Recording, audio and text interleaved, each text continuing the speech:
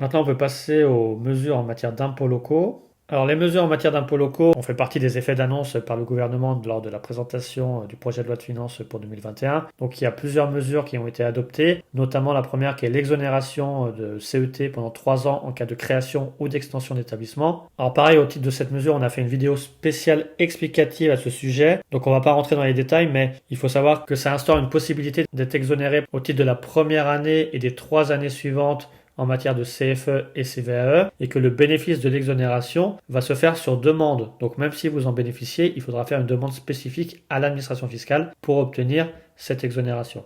La loi de finances pour 2021 prévoit également l'allègement de l'évaluation comptable des établissements industriels en permettant la diminution du calcul de la valeur locative résultant de la méthode comptable et, par la réduction de moitié des taux d'intérêt applicables, puisqu'on va passer à des taux de 4% pour les sols et terrains et 6% pour les constructions et installations. Ces allègements de l'évaluation vont s'appliquer au titre des impositions établies au titre de 2021, mais les contribuables concernés vont pouvoir anticiper l'application de ces allègements d'évaluation avant même la mise en recouvrement de l'imposition en réduisant le montant de leurs acomptes ou prélèvements mensuels. De même, il est prévu la baisse de la CVAE et du taux de plafonnement de la CET en fonction de la valeur ajoutée. En effet, la loi de finances pour 2021 a prévu une réduction de 50%, donc le taux maintenant est fixé à 0,75% pour les entreprises dont le chiffre d'affaires hors taxe est supérieur à 50 millions d'euros. Il y a également cette réduction de 50% va viser le dégrèvement complémentaire pour les petites entreprises qui est maintenant fixé à 500 euros. De même, il va viser également la diminution du montant de la cotisation minimale qui va passer à 125 euros. Par effet domino, ça va modifier également le seuil d'assujettissement aux acomptes qui va passer à 1500 euros. Cette mesure va être applicable pour la première fois aux acomptes dus au titre de 2022, donc à verser les 15 juin et 15 septembre 2022. Et de même, il est prévu un abaissement du taux de plafonnement de la CET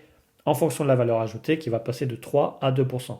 Et pour terminer en matière d'impôts locaux, on peut parler de la solution jurisprudentielle qui traite de la détermination de la valeur locative foncière, puisque le Conseil d'État a estimé que sont dorénavant exonérés de taxes foncières les outillages, autres installations et moyens matériels d'exploitation d'un établissement industriel qui sont spécifiquement adaptés aux activités susceptibles d'être exercées dans un établissement industriel et qui ne sont pas au nombre des éléments mentionnés par l'article 1381 du CGI. Alors cette décision constitue un revirement de jurisprudence. De même, il est estimé que les biens exonérés de taxes foncières sur les propriétés bâties sont également exclus des bases de cotisation foncière des entreprises. Ce qui va permettre de contester les valeurs locatives qui ont été retenues par le passé ou dans le cadre des contrôles ou contentieux fiscaux en cours. Parce que les contribuables vont pouvoir se prévaloir de cette disposition pour justement être exonérés de taxes foncières sur ces outillages et autres installations et moyens matériels d'exploitation d'établissements industriels.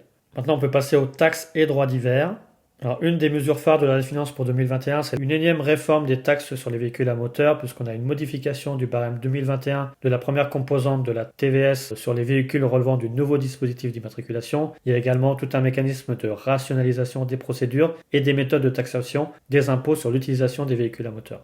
De même, la loi de finances pour 2021 prévoit la suppression de plusieurs enregistrements obligatoires de certains actes de société. À partir du 1er janvier 2021, il est prévu la suppression de l'enregistrement des actes qui vont constater les augmentations de capital en numéraire ou par incorporation de bénéfices, de réserves ou de provisions et les augmentations nettes de capital société à capital variable constatées à la clôture d'un exercice. De même sur les amortissements ou réductions de capital ou la formation de groupements d'intérêt économique. Ce qui fait que maintenant, les seuls actes soumis à la formalité obligatoire de l'enregistrement sont les actes qui vont constater la transformation ou les augmentations de capital, autres que ces actes, ainsi que ceux qui vont porter cession de droits sociaux. De même, il est prévu la suppression à compter du 1er janvier 2021 de l'obligation, en l'absence d'actes, de déclarer au service des impôts les opérations d'amortissement, réduction ou d'augmentation de capital. Et enfin, la possibilité de déposer les actes des sociétés soumis à la formalité de l'enregistrement ou de la publicité foncière au greffe du tribunal de commerce avant même leur enregistrement. Maintenant, on peut passer aux mesures en matière d'impôt sur les sociétés.